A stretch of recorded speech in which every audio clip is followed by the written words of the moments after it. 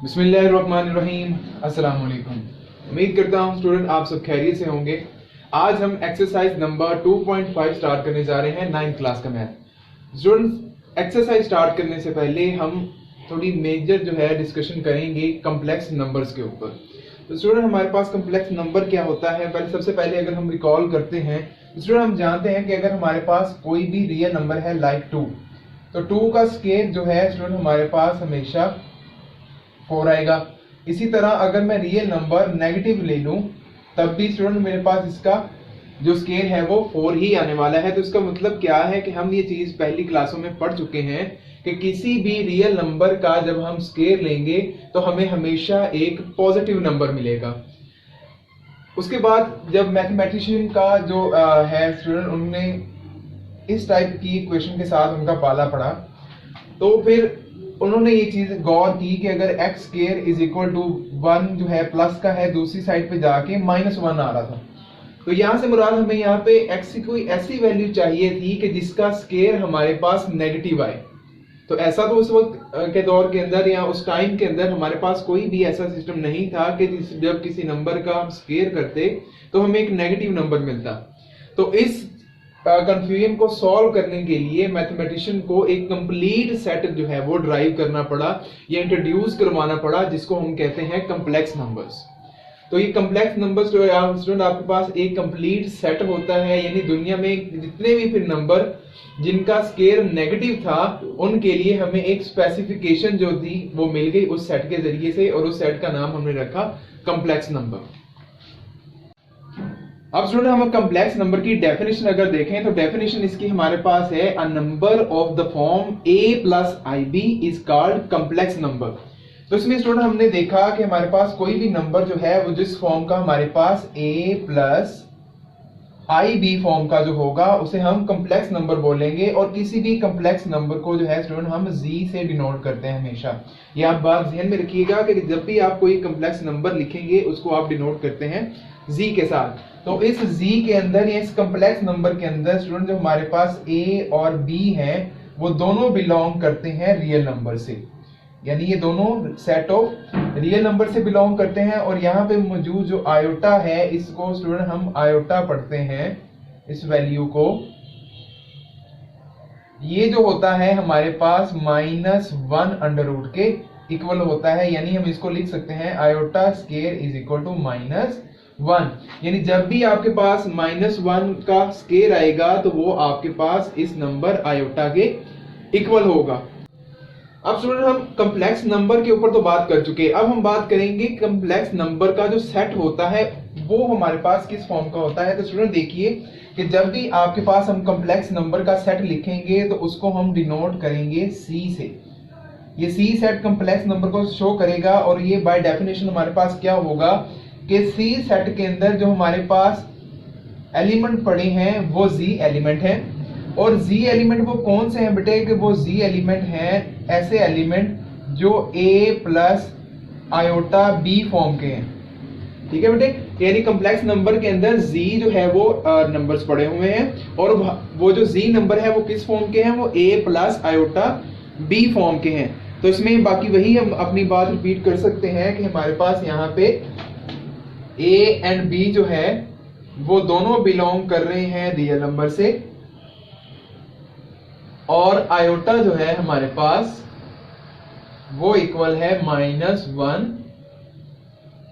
Under root के। इस तरह से हम कम्प्लेक्स नंबर के सेट को डिनोट कर सकते हैं। मजीद एक बात अगर हम स्टूडेंट देखें कि हमारे पास जब एक कम्प्लेक्स नंबर लिखा हुआ है z is equal to a plus iota b, तो बेटे इसके अंदर जो हमारे पास a है इसको हम कहते हैं जी रियल पार्ट ऑफ z। इसको हम लिख सकते हैं रियल पार्ट ऑफ, या इसको हम रीड ऐसे करते हैं रियल पार्ट ऑफ z। अगर आप इसे डिनोट करना चाहें तो स्टूडेंट आप इसे लिख सकते हैं रियल ऑफ z की फॉर्म के अंदर। इसी तरह बेटे जो हमारे पास b है, आप b देख रहे हैं कि हमारे पास जो b नंबर है वो आयोटा के साथ लिखा हुआ है, तो हम इसे पढ़ेंगे इमेजिनरी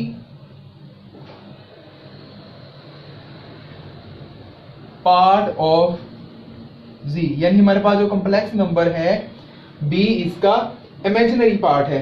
और इसको डिनोट हम करते हैं बेटे, इमेजिनरी का सिर्फ हम आई एम लिख लेते हैं और इमेजिनरी ऑफ जी से इसको डिनोट कर देते हैं हम।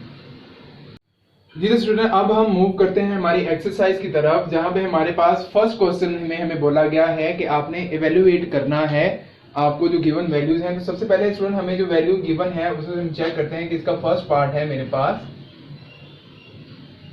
आयोटा रेज टू पावर 7, यानी यहाँ पे स्टूडेंट हमने आयोटा की जो इंटीग्रल पावर्स हैं उनको हमने सॉल्व करना है, और इन सब पावर्स को हमने एक ही रिजल्ट को हमारे इस्तेमाल करते हुए यूज करना है।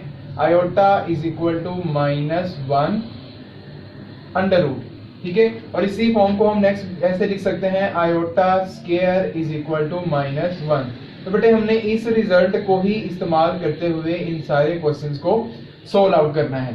तो सबसे पहले देखिए हमारे पास यहाँ पे जो वैल्यू गिवन है वो है आयोटा रेज टू पावर 7, यानी इसकी इंटीग्रल पावर जो है हमारे पास 7 है। तो इस 7 पावर को हम किसी भी तरह से 2 के साथ यानी 2 के फॉर्म के अंदर नहीं लिख सकते, क्योंकि ये हमारे पास एक इवन नंबर नहीं है। अगर आपने किसी भी नंबर को या किसी भी पावर को जब आपने 2 का मल्टीपल बनाना है तो एग्जैक्ट बात है वो इवन होना चाहिए। तो स्टूडेंट यहाँ पे हमने जो हमारी लास्ट एक्सरसाइजेस के अंदर हमने लॉ ऑफ एक्सपोनेंट्स पढ़े हैं, तो यहाँ से मैं इस आयोटा को लिख सकता हूँ iota raise to power 6 multiply with iota raise to power 1, ठीक है। और पावर 1 हम लिखते नहीं है, तो इस वजह से हम आयोटा 7 को आयोटा 6 इंटू आयोटा की फॉर्म के अंदर लिख सकते हैं। तो यहाँ पे देखिए स्टूडेंट, अब मेरे पास आयोटा 6 जो है वो 2 का मल्टीपल है, तो बेटे हम इसको लिख सकते हैं iota raise to power 2 into 3 हम लिख सकते हैं, और मल्टीप्लाई में आयोटा एज इट इज आ जाएगा, ठीक है बेटे। ये 3 2 टाइम्स 6 हमारे पास हमें वापस ये चीज मिल जाएगी। उसके बाद हम यहाँ पे क्या करेंगे, हम यहाँ पे आयोटा स्क्वायर की वैल्यू पुट करेंगे जो कि है -1, और ये होल पावर 3 मल्टीप्लाई आयोटा आ जाएगा मेरे पास।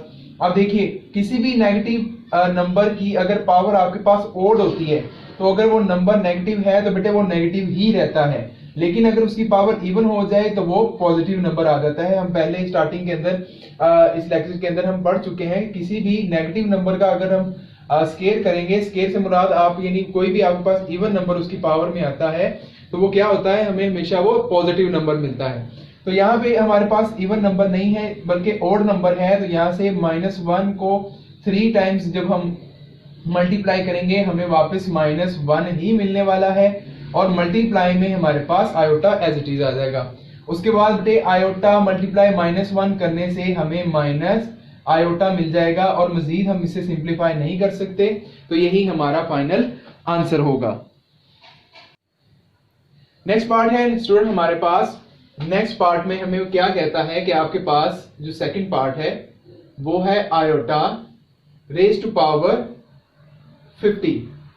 अब 50 देखिए स्टूडेंट हमारे पास एक इवन नंबर की फहरिस्त में आता है, तो बेटे इसको मैं लिख सकता हूं iota raise to power 2 whole power 25 2 times हमें 50 मिल जाएगा। तो यहां से बेटे आयोटा स्क्वायर मेरे पास -1 आ जाएगा, और ये बन जाएगा 25 इसकी होल पावर। अब यहाँ पे देखिए 25 हमारे पास एक ओड नंबर है, इवन नंबर नहीं है, तो इसका मतलब हमारे पास इसकी पावर सेम ही रह जाएगी, तो यहां से हमारे पास इसका आंसर -1 आ जाएगा। तो नेक्स्ट हम देखते हैं इसका फोर्थ पार्ट में देखें जो थर्ड पार्ट है बेटे वो सेम तो आपके पास जो है वो सेकंड पार्ट की तरह है, फिफ्थ पार्ट जो होगा सेम फोर्थ पार्ट की तरह है, और इसी तरह आपका जो लास्ट 6 पार्ट है वो पार्ट नंबर 1 की तरह है, वो आपकी होम असाइनमेंट में है जो आप उसको घर पे सॉल्व करेंगे। तो अब हम इसको सॉल्व आउट करते हैं। तो देखिए बेटे आपके पास यहाँ पे है माइनस आयोटा होल पावर 8। अब देखिए यहाँ बेटे आपके पास 2 चीजें आ रही हैं, एक हमारे पास यहाँ पे नेगेटिव साइन आ रहा है और आयोटा साइन आ रहा है। अगर इस नेगेटिव साइन को बेटे मैं अगर -1 multiplied by iota whole power 8 की सेंस के अंदर लिख लूं, क्योंकि -1 आयोटा से मल्टीप्लाई करके माइनस आयोटा ही बना देगा। तो यहां से देखिए हमारे पास लॉ ऑफ एक्सपोनेंट को यूज करते हुए बेटे इनको पावर्स को मैं सेपरेट कर लेता हूं, तो मेरे पास ये इस फॉर्म का जो है वो स्ट्रक्चर बन जाएगा। उसके बाद बेटे हम इसको लिख सकते हैं -1 रेज टू पावर 8, तो इसको बेटे मैं लिख सकता हूं iota raise to power 2 whole power 4। देखिए बेटे 4 2 टाइम्स मुझे 8 मिल जाने वाला है। और यहाँ पे जरा हम देख लें कि -1 है और उसकी पावर जो है आपके पास एक इवन नंबर है, तो इसका मतलब है वो हमारे पास एक पॉजिटिव नंबर बन जाएगा। और यहाँ से मेरे पास -1 होल पावर 4 आ जाएगा आयोटा स्केल की वैल्यू पुट करने से। तो यहाँ पे भी देखिए हमें 4 में भी एक क्या मिल गया, इवन नंबर मिल गया। तो इवन नंबर जो था उसने भी उसको पॉजिटिव नंबर बना दिया, तो यहाँ से 1 टाइम्स मेरे पास 1 आंसर आ जाएगा। और इस तरह से हम इस क्वेश्चन का भी आंसर निकाल लेंगे। जी तो स्टूडेंट अब हम मूव करते हैं हमारे सेकंड क्वेश्चन की तरफ, जिसकी स्टेटमेंट है right the conjugate of the following numbers. अब सबसे पहले तो हम देखते हैं कि कॉन्जुगेट होता क्या है। तो सबसे पहले देखिए स्टूडेंट, हमारे पास एक कॉम्प्लेक्स नंबर है, अगर z is equal to a plus iota b, ये हमारे पास एक कॉम्प्लेक्स नंबर है। अगर स्टूडेंट हम इस कॉम्प्लेक्स नंबर के आयोटा को, जो कि पॉजिटिव आयोटा है प्लस आयोटा है, इसको हम चेंज कर दें नेगेटिव आयोटा के, तो ये जो कॉम्प्लेक्स नंबर है वो जो नया नंबर बनेगा उसका कॉन्जुगेट कहलाएगा। अब वो कैसे कहलाएगा, सबसे पहले तो आप याद रखिए, जब भी आप किसी नंबर का कॉन्जुगेट आप फाइंड करेंगे तो अगर वो, क्योंकि हमारे पास z के इक्वल है, तो हमेशा हम उसके ऊपर एक लाइन लगाएंगे और इस लाइन को हम रीड करेंगे z बार। ठीक है बेटे, हम इसको z बार रीड करेंगे। तो देखिए यहां से हमारे पास क्या हो जाएगा a, तो ये प्लस आयोटा था, तो अगर इसको मैं चेंज कर दूं माइनस आयोटा की फॉर्म के अंदर, तो बेटे ये मेरे पास क्या आ जाएगा, a होने से ये प्लस माइनस माइनस हो जाएगा और आयोटा b बन जाएगा। यानी ये जो z बार है वो कॉन्जुगेट कहलाएगा इस नंबर z का, और इसी तरह ये जो नंबर z है वो कॉन्जुगेट कहलाएगा z बार का। इसका मतलब ये क्या है कि ये दोनों एक दूसरे के कॉन्जुगेट होंगे। सिंपल आप बेटे याद रखना चाहें कि कॉन्जुगेट कैसे होगा, तो आप आयोटा के आगे जो भी साइन होगा, अगर वो प्लस है तो उसको माइनस में चेंज कर दें, माइनस है तो उसे प्लस में चेंज कर दें, तो वो हमारे पास सिंपली उसका कॉन्जुगेट निकल आएगा। जी तो बेटे हमारे पास जो पहला पार्ट है, फर्स्ट पार्ट है जो आपके पास, वो है 2 + 3 आयोटा। ठीक है, आयोटा की वैल्यू आगे पीछे हो जाए उसमें कोई प्रॉब्लम की बात नहीं है। ठीक है, ये आगे भी लिखा जा सकता है, क्योंकि ये मल्टीप्लाई की फॉर्म के अंदर ऐसे आप आगे भी लिख सकते हैं और पीछे भी लिख सकते हैं। ओके बेटे, तो आपके पास ये बात है, सबसे पहले जो आपका काम है वो तो आपने ये करना है कि आपने इस नंबर को लेट कर लेना है कि ये आपके पास 2 + 3 आयोटा है, क्योंकि हम वैसे भी जानते हैं कि हमारे पास जो भी कॉम्प्लेक्स नंबर होगा वो z के इक्वल होता है। तो जब बेटे मैंने इसका कॉन्जुगेट फाइंड आउट करना है, तो सिंपली मैंने इस z के ऊपर बार लगानी है, 2 लिखना है, और इस आयोटा की वैल्यू से पहले अगर बेटे प्लस है तो मैंने यहाँ पे माइनस लगा देना है और कोई चेंज नहीं लाना है इस वैल्यू के अंदर। तो ये मेरे पास z का कॉन्जुगेट निकल आएगा, जो कि है z बार हमारे पास। इसी तरह बेटे सेकंड पार्ट है आपके पास जी, तो इसी तरह बेटे इसका सेकंड पार्ट हमारे पास 3 - 5 आयोटा आ जाएगा। तो देखिए अगर मेरे पास ये, क्योंकि मेरे पास एक कॉम्प्लेक्स नंबर है, तो ये 3 - 5 iota is equal to z है। जब बेटे मैंने अब इसका कॉन्जुगेट फाइंड आउट करना है, तो सिंपली मैंने इसको z बार लिखना है इज इक्वल टू 3, और बेटे आयोटा यानी इमेजिनरी पार्ट से पहले जो नेगेटिव है वो पॉजिटिव बन जाएगा और 5 आयोटा एज इट इज आ जाएगा, और इस तरह मेरे पास इस z का कॉन्जुगेट z बार निकल आएगा। जी तो बेटे पार्ट नंबर अगर हम 3 देखें, तो मेरे पास यहाँ पे लिखा हुआ है नेगेटिव आयोटा। तो अगर इसे z की फॉर्म के अंदर लिखें तो बेटे तकरीबन हमारे पास इस फॉर्म का है कि 0 यहाँ पे बेटे माइनस आयोटा की फॉर्म के अंदर है, यानी इसका जो हमारे पास रियल पार्ट है वो 0 है।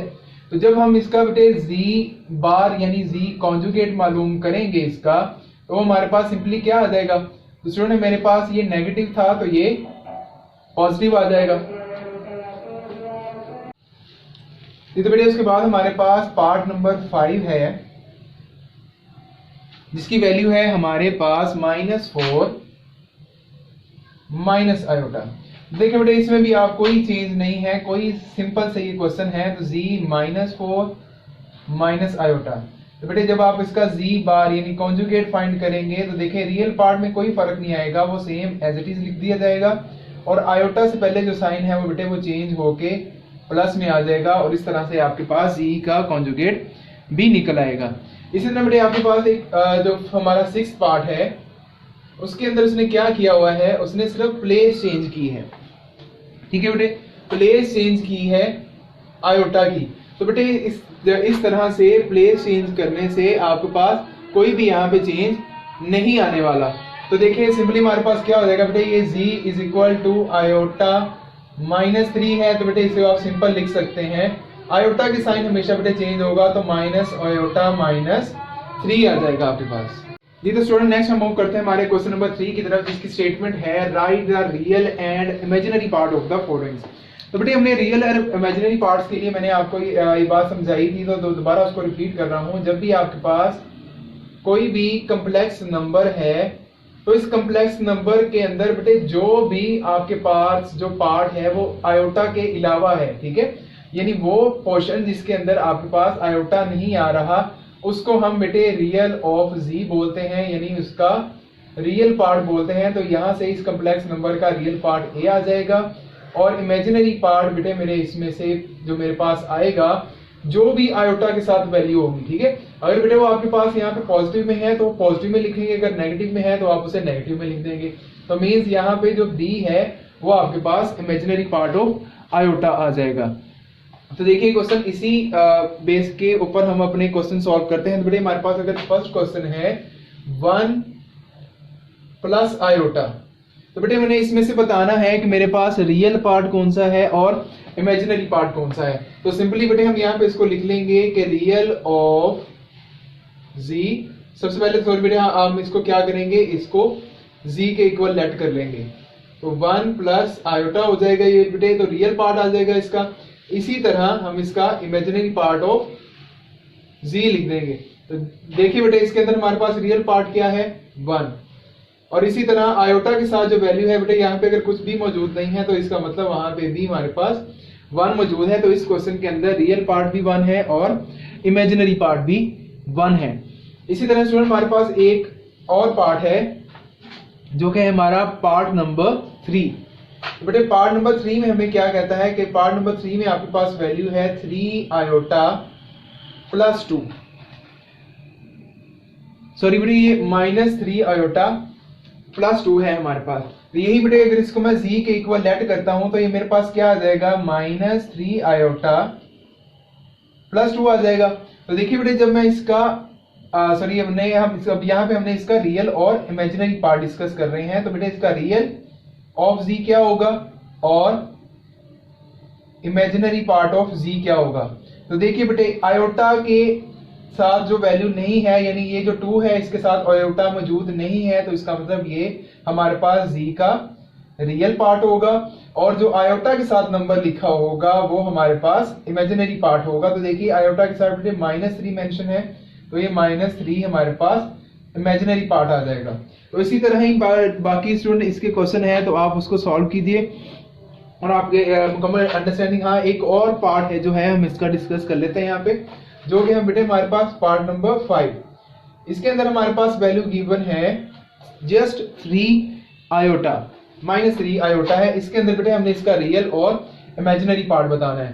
तो मैंने आपको बेटे ये बात समझाई थी कि अगर किसी भी कम्प्लेक्स नंबर के अंदर आयोटा वाली वैल्यू तो मस्ट है मौजूद होगी, यानी उसका रियल पार्ट अगर मौजूद नहीं है तो बेटे वहां पे हम उसे लिख सकते हैं 0, उसके बाद जो वैल्यू आ जाएगी -3 आयोटा आ जाएगी मेरे पास।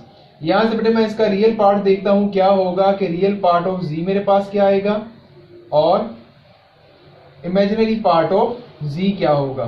तो देखिए बेटे रियल पार्ट ऑफ z मेरे पास यहां से 0 आ गया और इमेजिनरी पार्ट ऑफ z मेरे पास यहां से -3 आ जाएगा। जी तो स्टूडेंट अब हम मूव करते हैं क्वेश्चन नंबर 4 की तरफ, जो कि 2.5 एक्सरसाइज का लास्ट क्वेश्चन भी है। तो यहाँ पे स्टूडेंट हमें स्टेटमेंट गिवन है find the value of x and y if x plus iota y plus 1 is equal to 4 - 3 iota. ठीक है, यानी यहाँ पे स्टूडेंट हमें दो जो है वो कॉम्प्लेक्स नंबर गिवन है जो कि एक दूसरे के इक्वल हैं, तो उससे आपको कहता है कि आपने यहाँ से x और y की वैल्यू फाइंड आउट करनी है। तो देखिए स्टूडेंट हम इसका सोल्यूशन इसका फाइंड आउट करते हैं। ये मेरे पास x plus iota y plus 1 is equal to 4 - 3 iota आ जाएगा।